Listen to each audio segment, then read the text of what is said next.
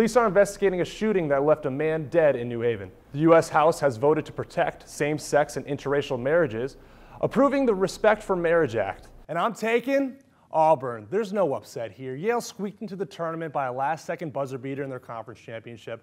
Auburn is one of the best defensive teams in the country and is on fire, coming off an SEC conference championship win. While I would love to see the Bulldogs start a Cinderella run, I think the clock strikes midnight early for this mid-major.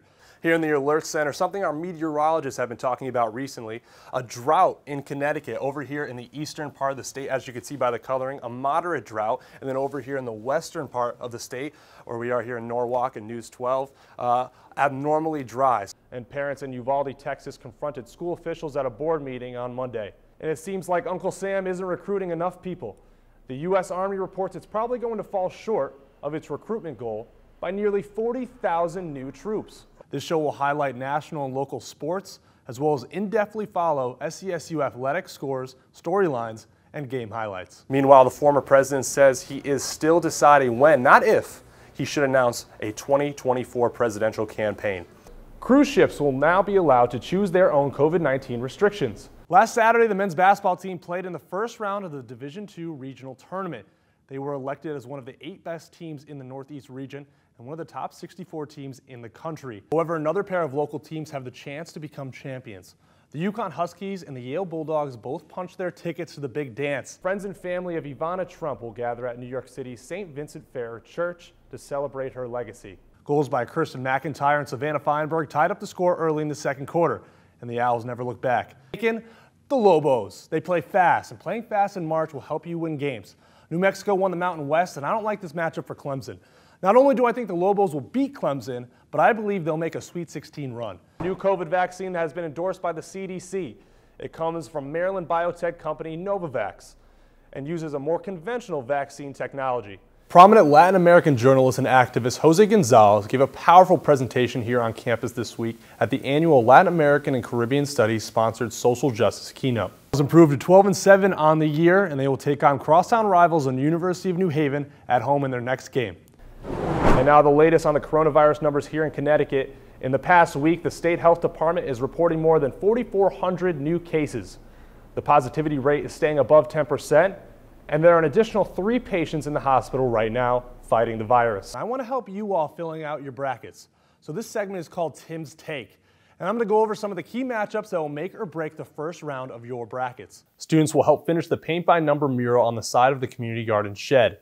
The event will take place at 11 a.m. to 2 p.m. and no prior experience is needed. Western Kentucky, give me the Hilltoppers. A 15th seed has won in each of the last 3 tournaments, and I think this trend continues. Southern baseball returns to New Haven for their home opener against the University of Bridgeport. The Owls, 4th ranked in the Northeast 10 Southwest Division, look to continue their momentum from a successful trip to Florida. A total of 35 people were arrested for crowding and obstructing. And streaming giant Netflix says it's lost close to 1 million subscribers. The news came during yesterday's earnings call, and while it may be bad for business, it's great for investors. The company's stock jumped 8% after hours. Welcome back. I'm Tim O'Shea here with Stefano Guerra, a student worker from the World Language and Literature Department who's here to discuss the German and Arabic courses offered here at Southern. Stefano, thank you for being here in studio with us today. Thanks for having me. I appreciate it. In the Southern community, you're known as someone who is very engaged and involved with student and faculty, whether it's moving kids in on campus, going to football games, or any other on-campus activities. Now, what is your philosophy behind that? Living in Mexico, a foreign country, do you think that's why you have such an affinity for languages and foreign languages? Commercial fireworks are illegal in the state of Connecticut, and while handheld sparklers are legal, firefighters are urging anyone who uses them to be aware of the risks. It's Flag Day here at Darien Town Hall, where residents are bringing down their old and used flags to get retired. But today, it's about honoring more than just the flag. Baby formula, sriracha, and now helium. You guys were out here 11-6 today, but you found a way to win. What does that say about this team? Mason Williams, 5 threes, 15 points off the bench. How big was that for the momentum in the first half? You guys moved to 9-7 in the conference. You got a handful of games left. How are you going to get this team ready for the tournament coming up? Only 5 guys scoring for you in the first half, 3 of them coming off the bench. How can you get more guys involved on the offensive side of the ball? Scoring, I don't really be worrying about scoring, but it feels good to have 19. So. And while you might not be worried about it, you know, you lost Ewan, Zach Penn last year, 2 of the leading scorers on the team.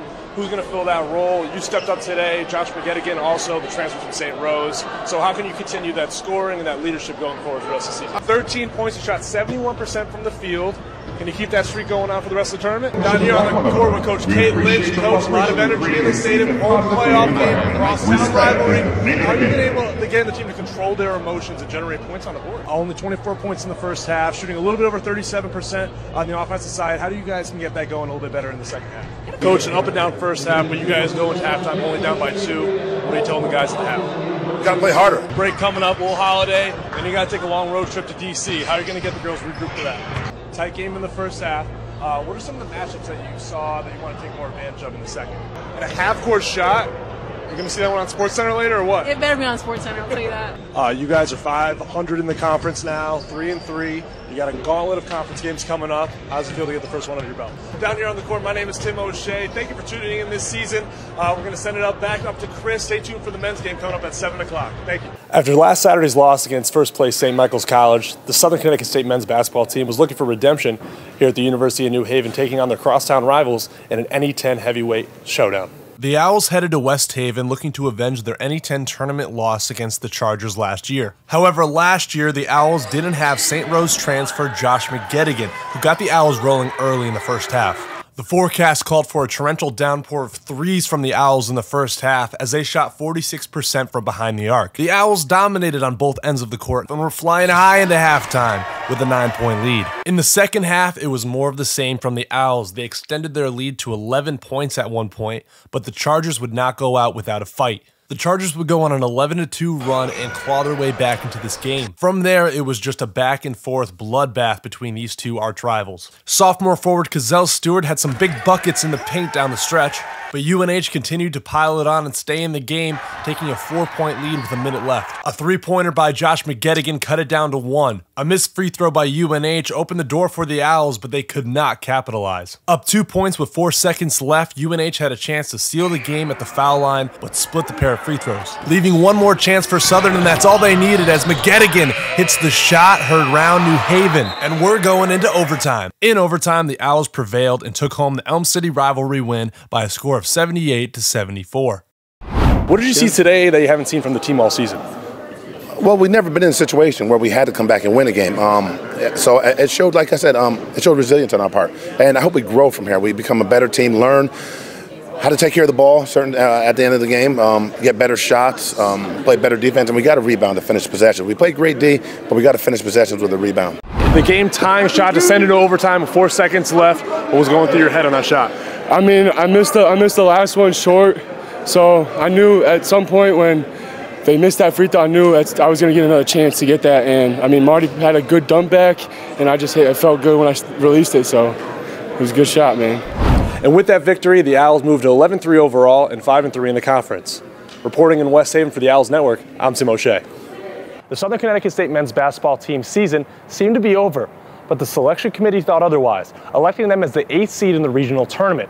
With a new lease on life, Coach Scott Burrell and his team have a week to prepare for a second chance at becoming champions.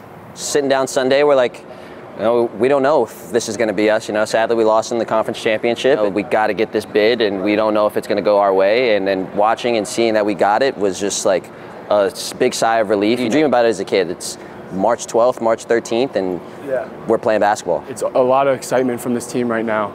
We're really excited. I don't think a lot of these guys have ever had this experience quite yet. So this is going to be a new experience for a lot of us, and we're just extremely excited for it. It's wide open, I think. I think obviously playing St. Michael's, they're a really good team, but I think we can match up well against them.